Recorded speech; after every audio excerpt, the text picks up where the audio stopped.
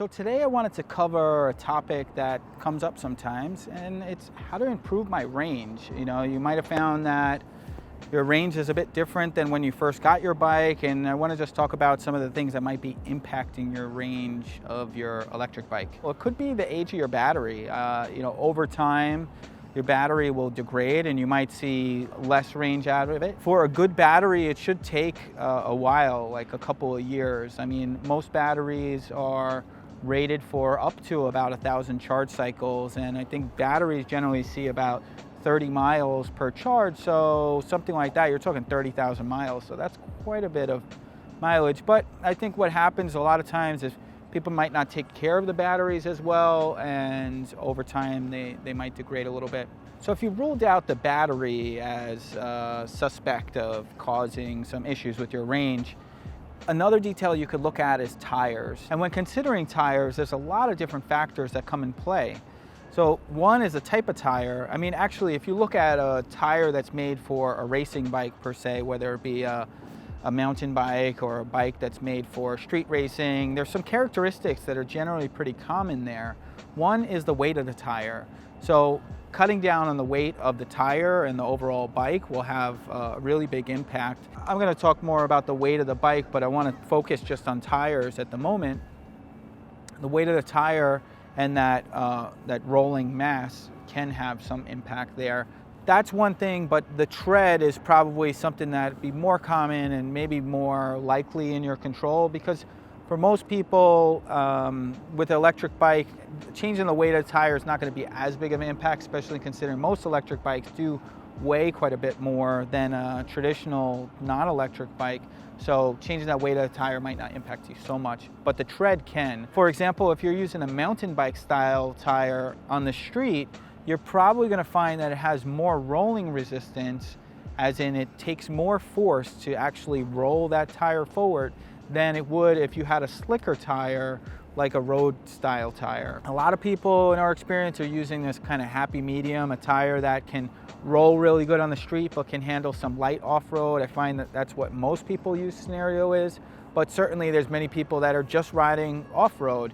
If you're just riding off-road, then riding with the mountain bike tire or something like that you're going to get good traction off-road actually can be more efficient than a slick tire, because you're actually not gripping the ground as much with a slicker tire. So that's definitely something to consider. So that rolling resistance is definitely a big deal, and the tread on the tire can have an impact. So the slicker the tire, generally it's going to be a little bit more efficient. Schwabe, who's a German company, actually has a chart, and it will specifically say what the weight of the tire is, what the rolling resistance, and all these different details are published there. And that can be really helpful in considering if you really want to squeeze the most amount of range out of your bike. But the way I find it is you really want to balance like comfort, traction, stability with having that efficiency. And it really depends on what's most important to you. Some other details in relation to the tires as it relates to range specifically is the tire inflation. Now, you might be inclined to think that just inflating to the highest rate is going to be the most efficient, and that's not necessarily the case. There was an interesting video actually published recently talking about this topic, in that it's not necessarily the highest rate, that it's actually probably a little bit below that. And it's something where the tire can actually properly connect with the ground, because if you're not connecting with the ground that well, you're going to actually lose a little bit of efficiency. And you might find that if you're at the highest inflation point. So some of that's actually going to depend based on your weight, the weight of the bike, the type of terrain that you're riding on. So don't be so convinced that it's just like pump it up to the highest and that's going to be the best. There's some variation there. And I think that video was actually from Path Less Pedaled, and he does a lot of awesome videos, so you might want to check them out sometime. So we talked about batteries, we talked about tires, and we kind of hinted at weight. So let's just talk about that.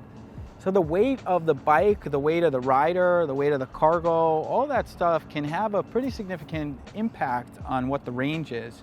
So you might see two of the same bikes with different weight riders riding in the same terrain, and they'll generally see a very different range on those bikes. You can consider like how much cargo you carry on your bike, whether it be locks or other things that you're carrying with you. or just your own personal weight. I mean, that's one of the great things about electric bikes, right? So you actually can have some control over your own range, I guess. It's something that happened to me a little bit. I lost a little bit of weight recently. I think I'm improving my range. I don't know. I hope so. I haven't paid too much close attention to that, but I think that's a thing, so something to think about. It's a big thing on range, but for me, I always go back to just having more comfort, stability, feeling safe, feeling confident on the bike. I'd much rather have all that than feel like I'm getting the most efficient ride out there, because the reality is, if you want the most efficient ride, you could probably have like an electric road bike with very narrow tires, but you're not going to have that much comfort on it. You're not going to have much traction. So are those trade-offs worth it? I mean, only you can decide. I think for most people that we encounter, they feel like, no, I'd rather have a bit more comfort. I'd rather have some of these luxuries which you can afford yourself with an electric bike that you might not always have the opportunity to with the non-electric bike. I would probably think about another thing that's largely in your control, which is your ride position. So if you're sitting very upright, you're almost like a big sail, especially when you're riding into the wind. So in thinking in those terms, you're creating this additional wind resistance as you're riding. So if you ride in a bit more forward position, you're going to improve that.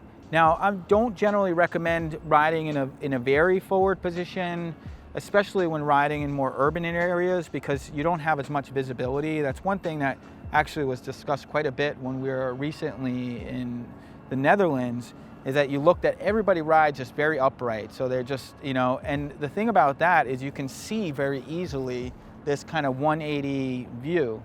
Now, if you sit more forward, you kind of have a limitation, because you look over and you got your shoulder in the way. You can't really turn your head all the way. And that's kind of limited, and it can decrease your ability to be safe on the road, because you can't really avoid obstacles as much, or you can't see things coming as well. So I think this is something to consider. So I find that a good balance, like not completely upright. I mean, some people do that and that's totally fine, but just keep in mind that it's going to have an impact on your range and some of those other details about the bike. It can also change the way that your bike handles.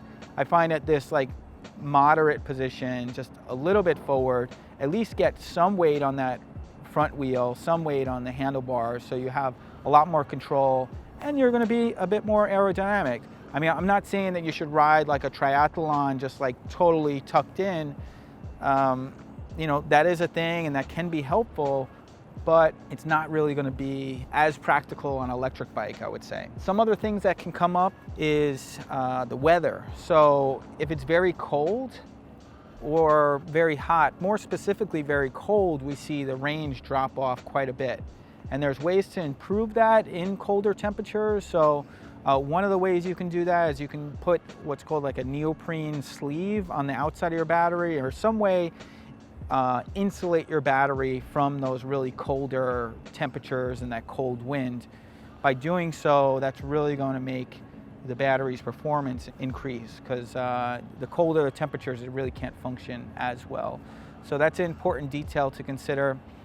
And just another quick note on that, generally you're going to want to bring your battery inside in those colder temperatures when you're storing the bike, if it's overnight or that sort of thing.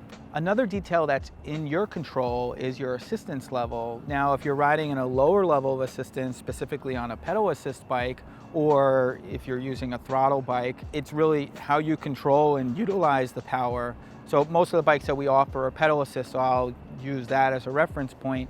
For example, if you're using like the level 1 pedal assist, maybe you're getting about 50% assistance, or if you're using the level 4 pedal assist, you might be getting closer to 300%. You're probably going to use a multiple of 5 or 6x battery life. That's definitely going to impact your range, and it's something that you have control over. I don't know, I won't get too much into that, but that's basically the idea. Kind of in relation to this, I think this will probably be the last point that I cover, is your speed. So as you go faster, you're going to use exponentially more power to keep you at that speed, particularly if you're going on a level surface, going uphill or pedaling into the wind. If you're going downhill, maybe it's not as big of a deal, but if you're riding in most circumstances, how fast you're going is definitely going to have a dramatic impact on how much range you get out of the bike. So if you're pedaling, say, 10 miles an hour, you're going to get way better range than if you're pedaling on average 20 or even 25 miles an hour.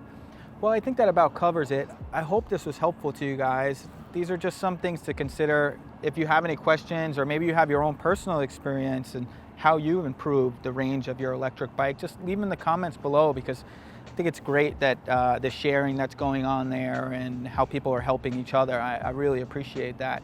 And if you have any additional questions for me, just reach out anytime or leave them in the comments. And I look forward to seeing you in a future video. All right, see you soon.